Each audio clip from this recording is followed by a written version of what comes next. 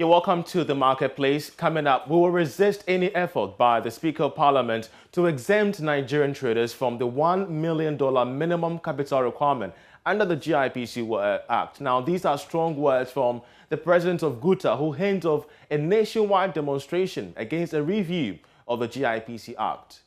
We will not accept the use of the Nigerian prohibition list as a leverage to seek amendment of our sovereign law. It is totally unjust, unacceptable, and simply bullish. We will prepare against any eventuality if we are left with no option than to take our destiny into our own hands and protect what it is legitimately ours as a sovereign people of Ghana. Also, GRA says residents within some plush urban areas are culprits in tax default. Find people who are above the age of 35 and below the age of 65 that leaves, their residences are in the top 10 affluent places in Ghana. We have details on this also later on. As oil prices drop by 5% globally, we ask if this could reflect on the price of petroleum at the pumps here in Ghana. You're welcome to the program. My name is Charles Aita. We have details after this break. Do stay with us. You're welcome back. Now, the Ghana Union of Traders Association has descended on the Speaker of Parliament, Alban Bagman, for announcing the Nigerian traders will be exempted from the $1 million minimum capital under the GIPC Act. Now, addressing the media, the president of GUTA, Dr. Joseph Obin, described the review as retrogressive and a spite on the face of Ghana's trading community. Ghanaian traders have resolved to go all lengths, including protests, to preserve the retail space sector. He spoke a while ago to the media. We have created our market, we stay in this market, and we decide who to be with if the person is not qualified to be with us. And it doesn't lie under anybody's purview to impose anybody on us in the market, especially when the person does not qualify. We shall also not allow any persons or institutions that may have a perceived agenda to amend the GIPC Act to please other countries to the disadvantage of the citizens of Ghana. What all Ghanaians need to know is that this law has lived through successive parliaments and has even been enhanced in 2013, showing how very important it is. So, ladies and gentlemen, I want to repeat, it is important for us to let the whole world to know that apart from Nigeria, no other ECOWAS member states, including Ghana, has prohibited any list of products under the ECOWAS trade liberalization schemes, ETLS. So we will not accept the use of the Nigerian prohibition list as a leverage to seek amendment of our sovereign law. It is totally unjust, unacceptable, and simply bullish in every sense of the word. Ladies and gentlemen, it should not be said that the 8th Parliament of the 4th Republic of Ghana, under the headship of Right Honorable Alban S.K. Babin, represented themselves without any regard for the concerns of the citizens and imposed retrogressive amendment of the GIPC law to please other nations rather than Ghanaians who are losing their means of livelihood and employment. One thing that needs to be made clear is Parliament does not represent itself. Yes. It represents the people of Ghana. And in this particular case, the Ghanaian trading community. So it is our resolve that we want our Parliament to know what our needs and act accordingly.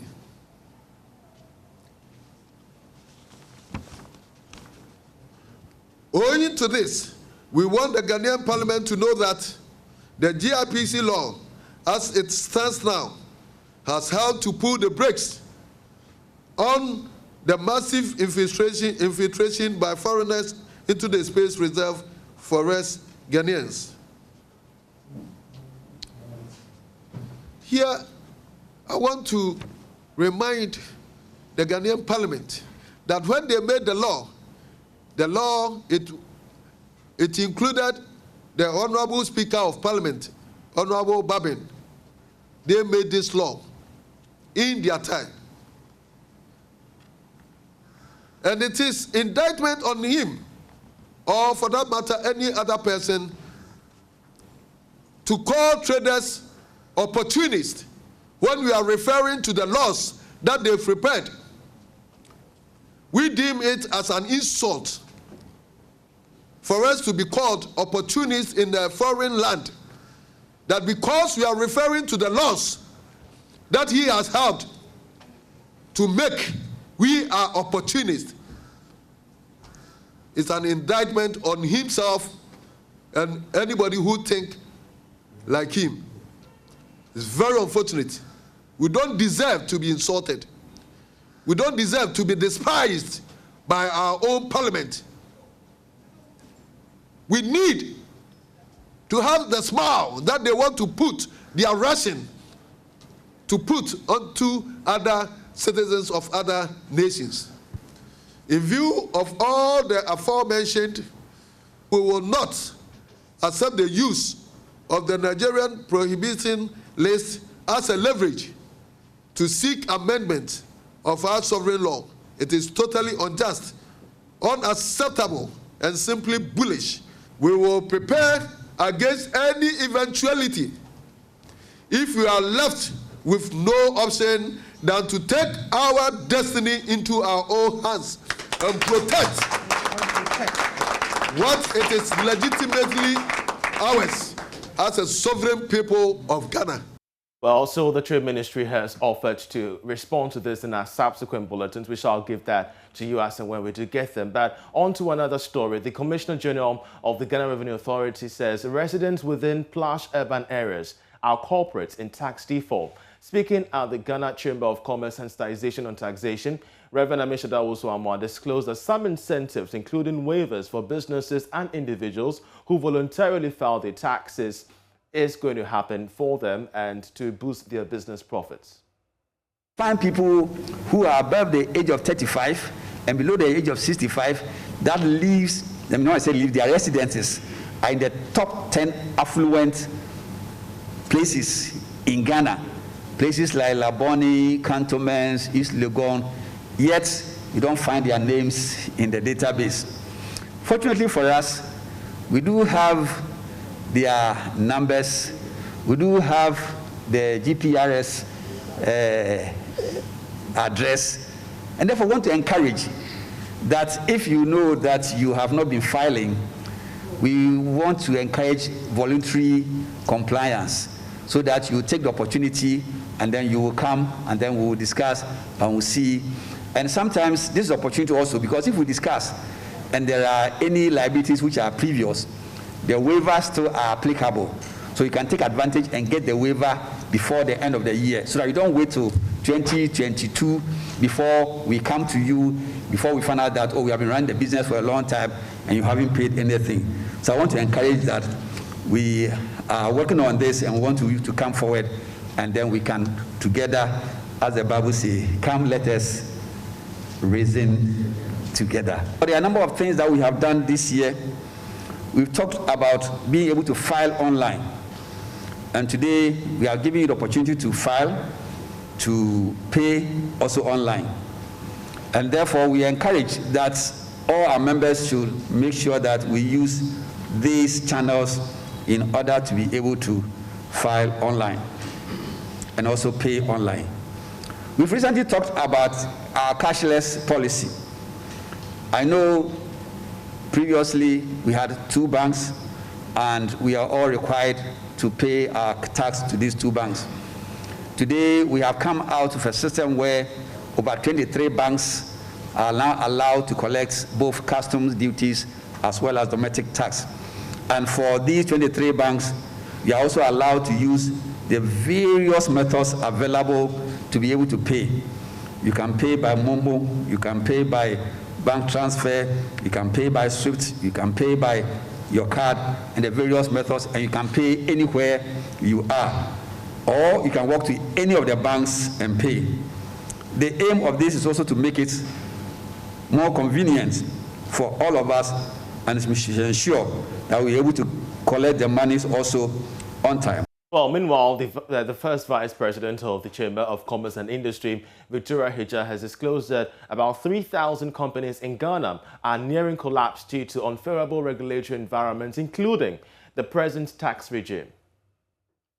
No gainsaying that it is the private sector that pays tax and not government.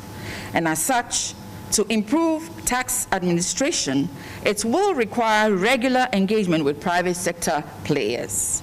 The Chamber's assessment of the business performance of 3,000 companies in the country shows that the regulatory environment, that is taxes, interest rate, and so on, does not engender business growth and value. At the recent Chamber CEO Business Forum, 3 main issues were pointed out in the areas of taxes, which I want to submit to the Commissioner General for his response. First, there is a requirement to pay 30% of a tax assessed during a tax audit before a taxpayer can make any objection to the assessment. This is enshrined in the Revenue Administration Act 2016, Act 896, requiring taxpayers to make a deposit of 30% of the assessed tax by the GRA. Our interactions with tax auditors shows that in some cases the assessment contains plain errors, yet taxpayers are asked to pay the 30%.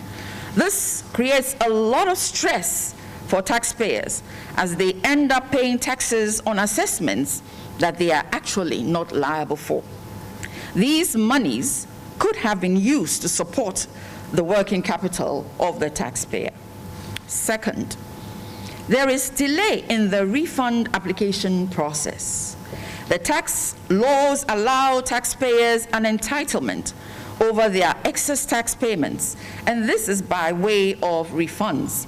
Nonetheless, the process of the refund is cumbersome. There is no particular office of the GRA known to taxpayers that handles the refund applications. Taxpayers have to follow up on several, and in most cases, they have to give up, and this results in loss and reduction of working capital in addition to the stress and frustration.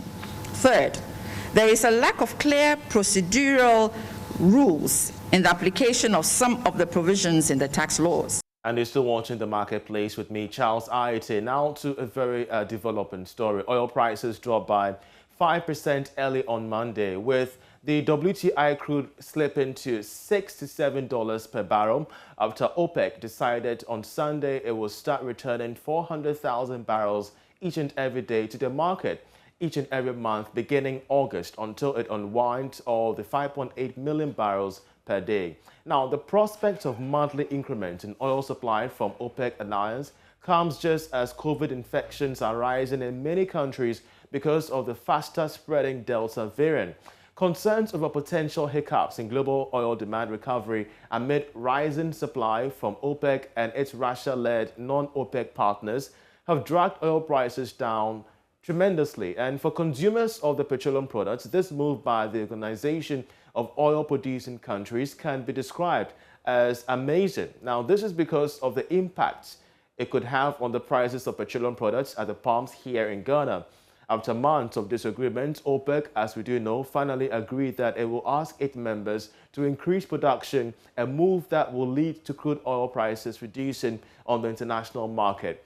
Now, the issue is that if Ghana cedi is able to firmly stabilize against the dollar, then consumers in Ghana should be assured that going forward pricing will be declining at the pumps. Now, this will also go a long way to reduce the cost of living and cost of operations for businesses as well. There should have been some 2% increase in the prices of petroleum products in Ghana over the past 4 weeks. However, it appears that the various big players decided to absorb the expected increase in price, and it remains unclear whether or not oil marketing firms will indeed comply and start reducing the prices. But to put all this into perspective, we have Vazium, a petroleum expert, Suleiman, to help us, Yusuf Suleiman, to help us understand the matters as they unfold. We're so grateful that you joined us. So what exactly does this mean to petroleum consumers here in Ghana? Yeah, thank you very much, Charles, and good afternoon to your cherished viewers in Ghana and across the globe. Yeah, indeed, it means a lot. I'll just put it straight. It's good news, to all petroleum consumers. And I think not only consumers, and I think the producers themselves is good news to them. And I'll explain why. I'll explain to you why very soon. Now, if you look at the oil pricing market, what has been keeping the market were just 3 key factors which are always on shaky grounds. We had these OPEC cuts, the vaccines on the horizon, how efficacious the vaccines are going to be, and, the vibrancy in the Asian economies. These 3 factors were those that were keeping the market. So any uptick or downtick in any of these factors will have a cascading impact on the global oil prices. So, but as we grow, it has become clear to everybody that the wild card in all these factors has been the OPEC cuts. So because vaccines have been efficacious and economies have been opening up, albeit not fully. So to the extent that now our fate or the fate of global oil prices is 100% now dependent on OPEC, because shale patch, which hitherto used to be the only counterbalancing force that will neutralize OPEC dominance, has no answers in this current market, because they are also championing what we call capital discipline and profitability. That they are eager to return profit to their shareholders, but not necessarily to increase production. So going forward, I think it bodes well for all consumers globally. And what the trajectory this whole thing was going was not good for even producers. Why I'm saying that is the fact that oil prices should be at a comfortable place where both producers and consumers are going to benefit. But where the trajectory was going, I think it was tilting to the, to the very big disadvantage of consumers, or what they call those demand crude oil. And if you remember, China and India, they started to complain, and actually their consumption started to reduce. And if China consumption is reducing, it means that's not also good for the producers. So automatically, naturally, the market forces will have caved in, because generally the total consumption hadn't increased due to, to the point of pre-COVID era. So coming down to Ghana, 3 things are accountable for oil prices, and we all know that. One is the international market, which we don't have control over. The other one is the taxes, and the other one is the exchange rate.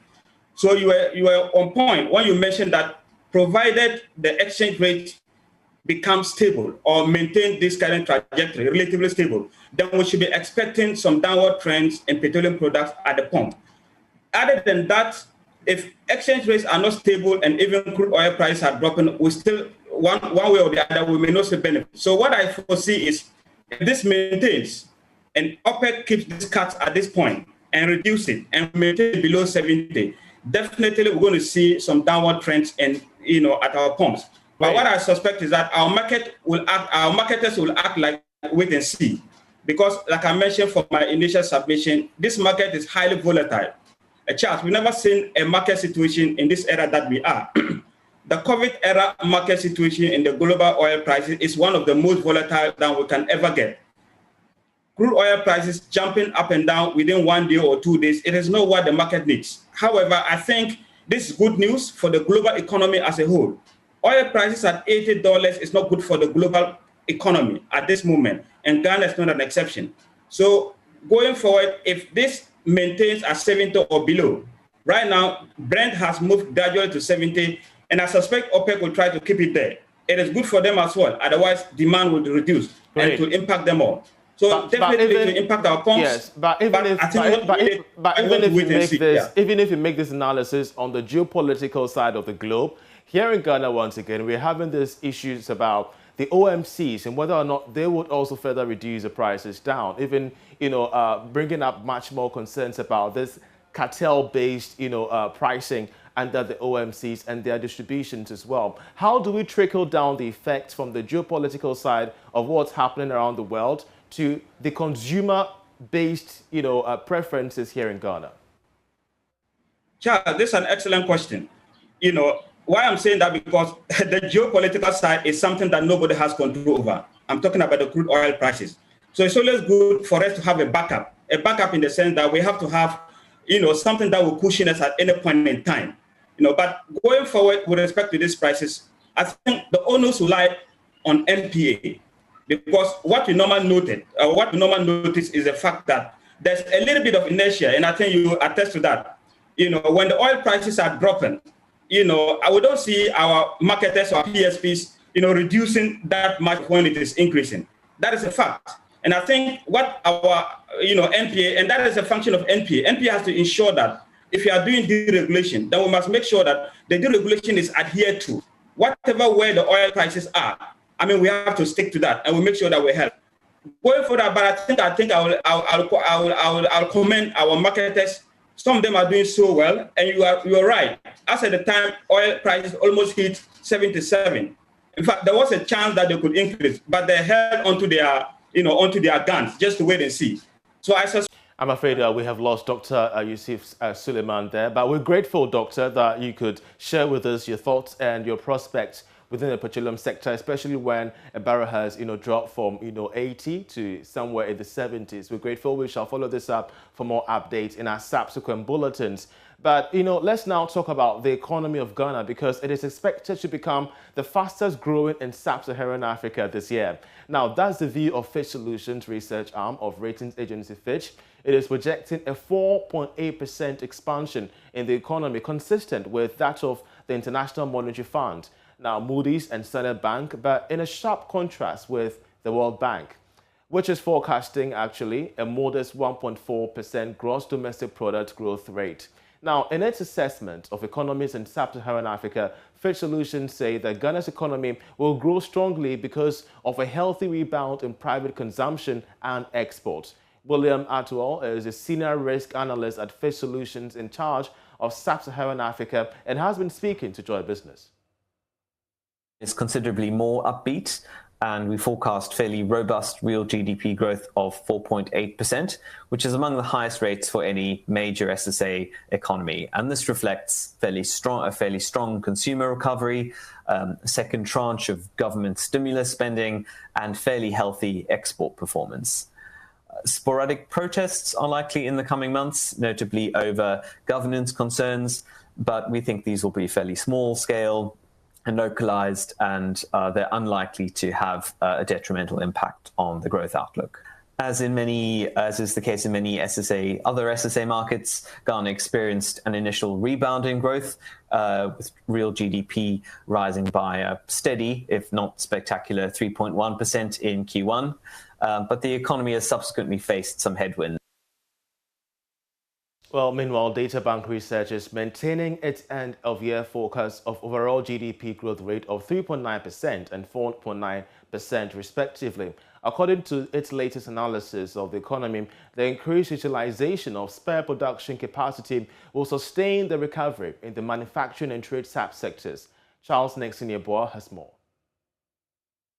The high-frequency data shows ongoing recovery in economic activity, but the pace of recovery in aggregate or collective demand is sluggish as the post-lockdown wage growth remains restrained. Furthermore, the rising cost of production occasioned by the tax and transport fare hikes and higher fuel costs are downside risks to the expansion in manufacturing and trade.